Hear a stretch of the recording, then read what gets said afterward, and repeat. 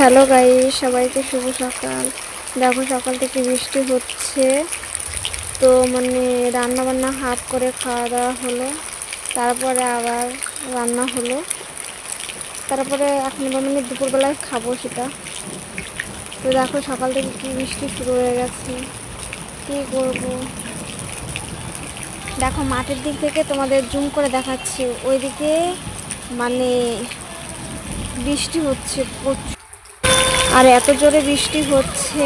তো দেখো কি বলবো, খুব জোর বৃষ্টি হচ্ছে। ওপরের দিকটা তো বোঝা যাচ্ছে না, নিচের দিকটা ক্যামেরাটা রাখলে বোঝা যায় যে হ্যাঁ কত জোরে বৃষ্টি হচ্ছে।